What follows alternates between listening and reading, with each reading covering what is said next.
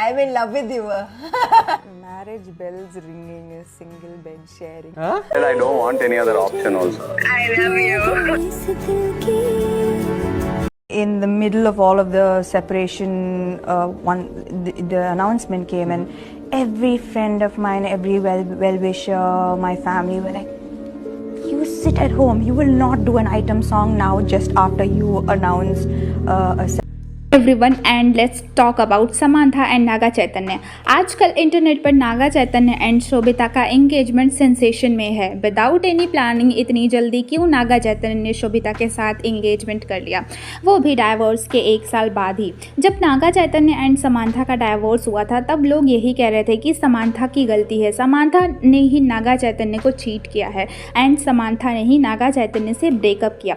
Samantha को लगता था कि वो ज़्यादा सक्सेसफुल है as compared to Naga Chaitanya and काफ़ी बार चैतन्य की फैमिली ने इंटरव्यू में इनडायरेक्ट इन चीज़ों के बारे में बात करी और उन्होंने बताया कि समांथा हमें ये चीज़ फील कराती है कि वो नागा चैतन्य से कहीं ज़्यादा सक्सेसफुल है एंड शादी के बाद भी समांथा अपने आप को वैसे ही ट्रीट करती है जैसे वो शादी के पहले करती थी।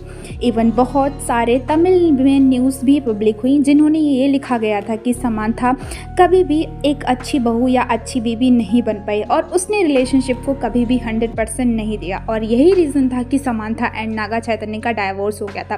बट जब से नागा चैतन्य एंड समांथा का डाइवोर्स हुआ तब से समांथा काफ़ी ज़्यादा अपसेट रहने लगी थी। हर इंटरव्यू में कहीं ना कहीं जैसे ही नागा चैतन्य का नाम आता था वैसे ही समांथा की आंखों में आंसू आ जाते थे। अपने एक इंटरव्यू में समांथा ने यह भी बताया था कि वो पूरी रात रिक्वेस्ट करती रही, रोती रही नागा चैतन्य के सामने और वो ये कहती रही कि मुझे इस रिलेशनशिप से बाहर नहीं आना है और मैं तुम्हारे साथ ही रहना चाहती हूँ। फिर भी नागा चैतन्य ने उससे डाइवोर्स ले लिया एंड समांथा ने ये भी एक्सेप्ट करा कि उसने अपनी शादी को 100% दिया था। उसके लिए उसकी शादी एक अलग था और उसका करियर एक अलग चीज़ थी और वो दोनों में अपना 100% दे रही थी। बट कहीं ना कहीं नागा चैतन्य एंड उसकी फैमिली को समांथा का आइटम सॉन्ग करना बिल्कुल भी पसंद नहीं। उनकी और भी सारे पर्सनल रीजन थे। अगर नागा चैतन्य के फादर का ही देखा जाए तो उन्होंने भी 3 शादियाँ करी हैं। पहले तो शादी करके उन्होंने धोखा दिया एंड तीसरी शादी के बाद भी नागा चैतन्य के फादर सुनने में आता है कि वो किसी ना किसी को डेट करते रहते हैं। इवन नागा चैतन्य उनकी दूसरी वाइफ के सन है। तो कहीं ना कहीं अगर देखा जाए तो नागा चैतन्य की फैमिली में ये चीज़ें पहले से ही रिपीट हो रही थी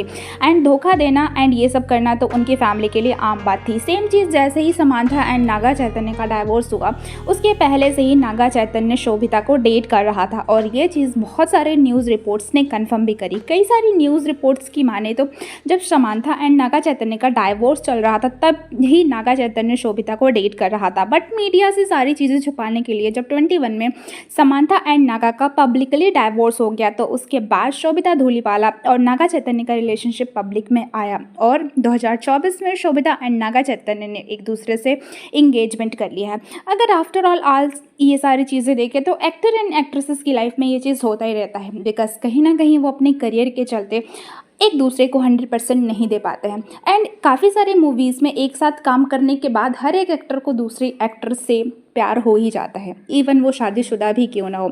शायद यही रीज़न रहा होगा कि नागा चैतन्य एंड समांथा का भी डाइवोर्स हो गया।